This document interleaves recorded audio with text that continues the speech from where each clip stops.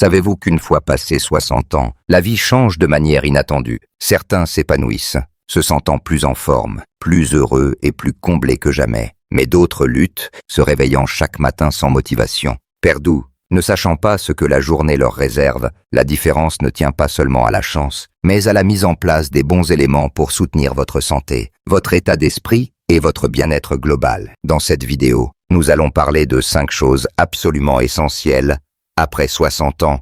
Si vous ne voulez pas vous retrouver malheureux, ce ne sont ni des luxes, ni des objectifs irréalistes, mais des composantes fondamentales d'une vie épanouie que beaucoup négligent jusqu'à ce qu'il soit trop tard. Sans elles, la vie peut devenir frustrante, solitaire et même malsaine, mais lorsqu'elles sont en place, chaque jour devient plus significatif, plus joyeux et plus gratifiant. Restez jusqu'à la fin, car la dernière est souvent ignorée jusqu'au jour où l'on réalise qu'une partie de soi s'est perdue. À la fin, vous aurez une vision claire de ce qui compte vraiment et de comment vous assurer d'avoir ces éléments pour les années à venir. Allons-y! Premièrement, un fort sentiment de sens à la vie. Après 60 ans, la vie a adopté un rythme différent. Pendant des décennies, la plupart des gens sont occupés à élever des enfants, à construire une carrière, à assumer des responsabilités. Mais avec la retraite ou le départ des enfants, quelque chose change. Les journées structurées qui donnaient un sens à la vie s'estompent. Et pour beaucoup, cela peut mener à un sentiment de vide. C'est pourquoi avoir un fort sentiment de sens est absolument essentiel. Sans cela, les journées semblent longues, la motivation s'effrite, et même la santé peut en pâtir. Pensez-y, quand vous vous réveillez le matin, à quoi pensez-vous d'abord? Êtes-vous enthousiaste pour la journée à venir? Ou vous sentez-vous dérivé, incertain de quoi faire de votre temps? Des études montrent que les personnes ayant un but clair vivent plus longtemps, ont moins de dépression et souffrent moins de maladies chroniques. Il ne s'agit pas juste de rester occupé, mais de sentir que votre vie a encore de l'importance, que ce que vous faites chaque jour a du sens. Prenons l'exemple de Richard, qui a pris sa retraite à 65 ans, après une longue carrière dans la finance. Au début, il savourait la liberté, se levant tard, prenant son temps. Mais après quelques mois, il s'est senti agité, manquant de structure et d'accomplissement. Puis un jour, il a commencé à encadrer de jeunes professionnels dans un programme local. Soudain, il avait une raison de se lever le matin. Son énergie est revenue, son esprit est resté vif. Et surtout, il s'est senti valorisé à nouveau. C'est le pouvoir du sens. Votre but n'a pas besoin d'être lié au travail. Cela peut être du bénévolat,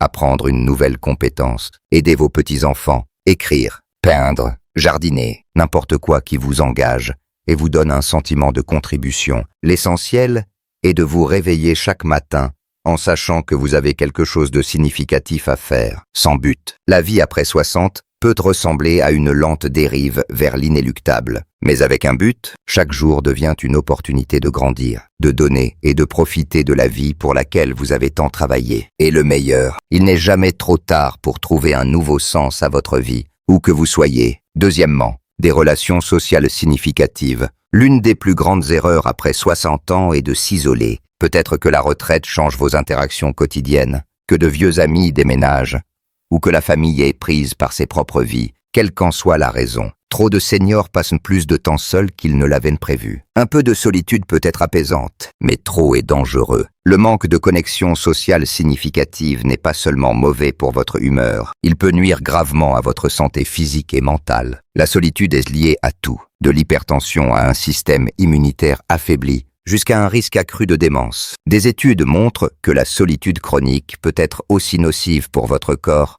que fumer 15 cigarettes par jour. Et le pire, beaucoup ne réalisent même pas que cela se produit. Ils se disent qu'ils vont bien, qu'ils aiment leur indépendance. Mais avec le temps, ce manque de connexion commence à les user. Ils rient moins, discutent moins, et peu à peu, leur monde rétrécit. Prenons l'exemple de Marguerite, une veuve de 72 ans, qui passait la plupart de son temps chez elle après le décès de son mari. Au début, elle appréciait le calme, la liberté de faire les choses à son rythme, mais au fil des mois, elle s'est sentie agitée, moins motivée, perdant même l'intérêt pour ses anciens hobbies. Puis un jour, elle a rejoint un groupe de marche dans un parc local. Au début, ce n'était que des discussions légères avec des inconnus, mais bientôt, elle attendait ces rencontres avec impatience. Elle s'est fait de nouveaux amis, a partagé des histoires, lui davantage. Et soudain, la vie lui semblait plus légère. Les connexions sociales ne nécessitent pas un agenda chargé ou des sorties constantes. Il s'agit de qualité, pas de quantité. Quelques bons amis,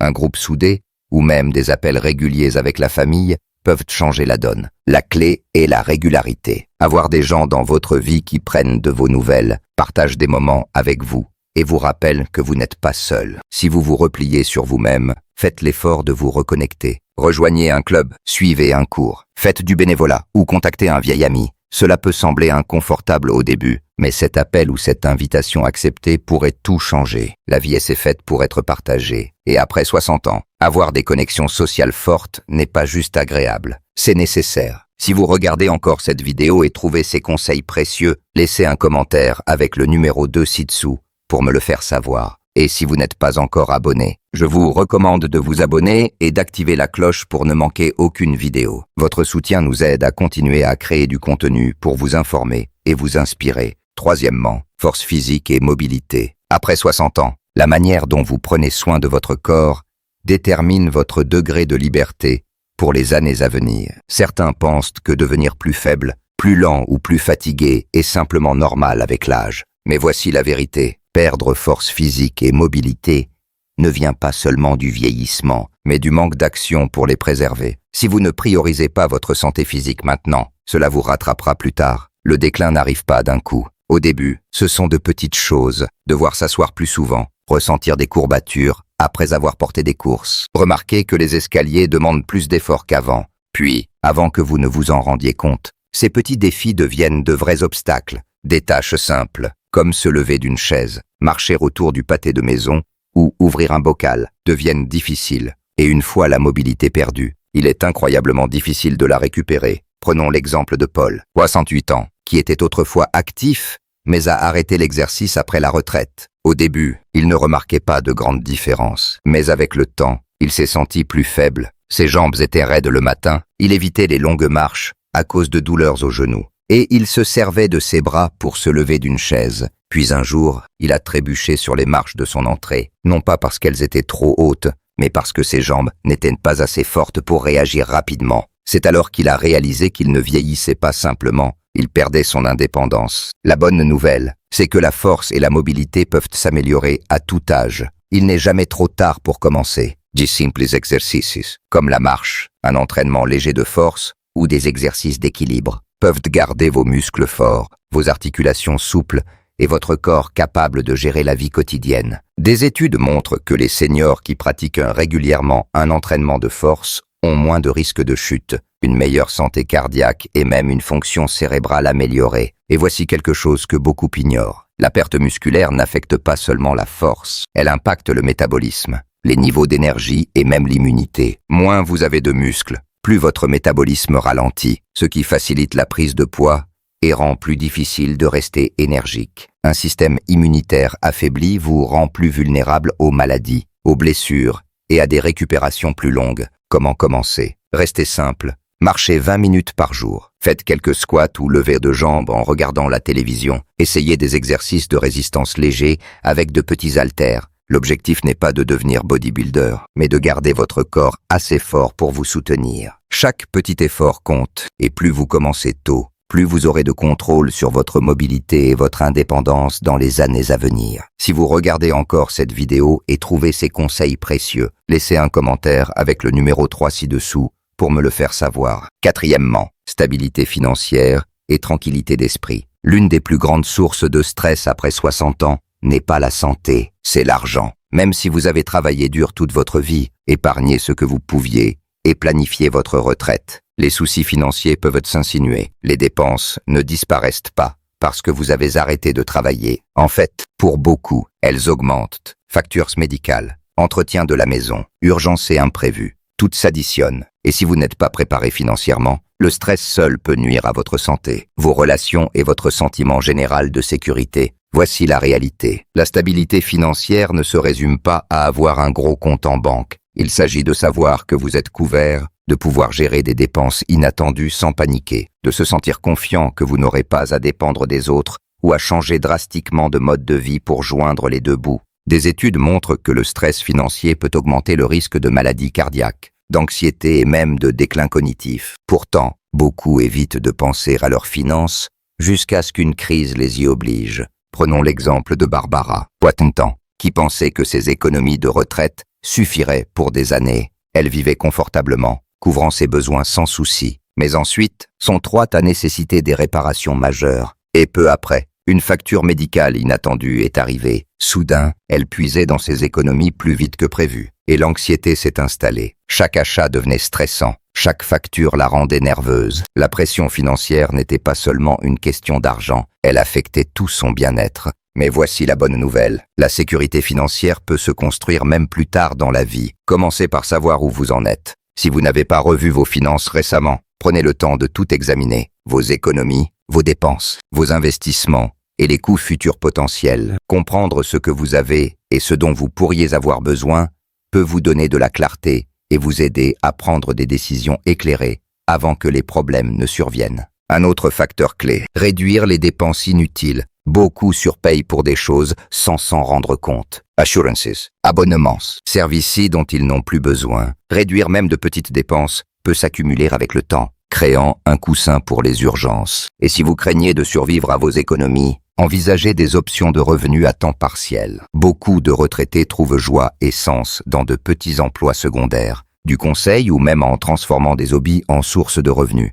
Enfin, n'ignorez pas l'importance de planifier les dépenses médicales et de soins à long terme. Les coûts de santé peuvent être l'un des plus grands fardeaux financiers plus tard dans la vie, et avoir la bonne assurance ou stratégie financière peut faire une énorme différence dans votre capacité à gérer ces coûts sans stress. La tranquillité financière n'est pas seulement une question de chiffres, c'est une question de liberté. C'est savoir que, quoi qu'il arrive, vous contrôlez votre avenir. Et quand vous avez cette sécurité, tout dans la vie semble un peu plus léger. Si vous regardez encore cette vidéo et trouvez ces conseils précieux, laissez un commentaire avec le numéro 4 ci-dessous pour me le faire savoir. Cinquièmement, un sentiment de croissance personnelle et de curiosité. Après 60 ans, beaucoup font l'erreur de penser que leurs meilleures années sont derrière eux. Ils s'installent dans des routines, évitent les nouveaux défis et cessent de se pousser à apprendre ou à vivre de nouvelles expériences. Au début, cela peut ne pas sembler grave, mais avec le temps, quelque chose se produit. Ils se sentent coincés, la vie devient répétitive. L'excitation,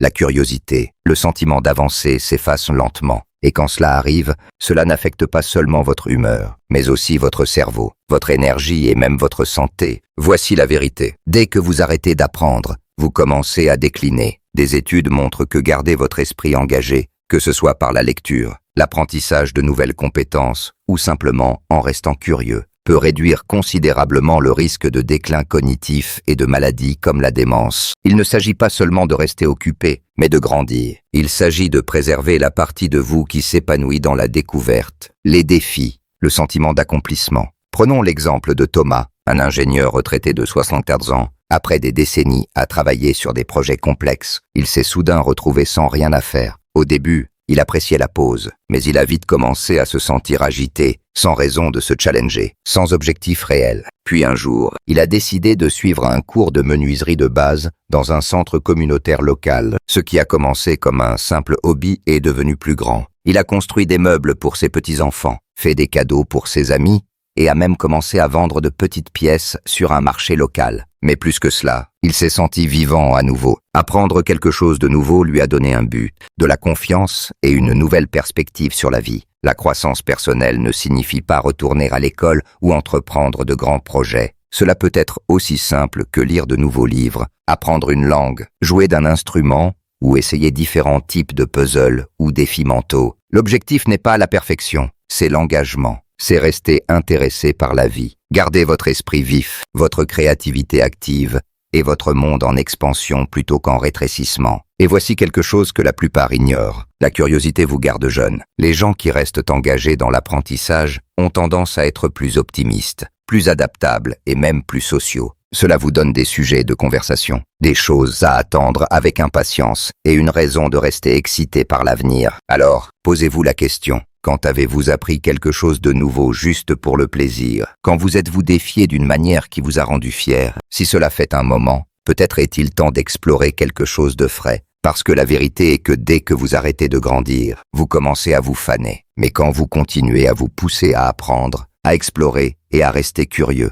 la vie continue de vous récompenser, peu importe combien de bougies sont sur votre gâteau d'anniversaire. En conclusion, nous avons parlé de 5 choses absolument essentielles après 60 ans Si vous voulez vivre une vie heureuse et épanouie, un fort sentiment de sens, des connexions sociales significatives, de la force physique et de la mobilité, une stabilité financière et une croissance personnelle. Chacun de ces éléments joue un rôle crucial dans la construction de votre avenir. Sans eux, la vie peut devenir vide, stressante et même isolante. Mais avec eux, chaque jour semble plus gratifiant, plus agréable et plus à vous. Prenez un moment pour réfléchir. Quels domaines avez-vous déjà en place? Et lesquels pourraient demander un peu de travail? Vous réveillez-vous avec un sentiment de sens? Avez-vous des gens dans votre vie qui vous soutiennent et vous élèvent vraiment? Prenez-vous soin de votre corps, le gardant fort et mobile. Vous sentez-vous assez sécurisé financièrement pour profiter de votre retraite sans souci? Et surtout, continuez-vous à grandir en tant que personne, à apprendre, à explorer et à vous défier? Si l'un de ces éléments vous manque, ne remettez pas les changements à plus tard. De petites étapes aujourd'hui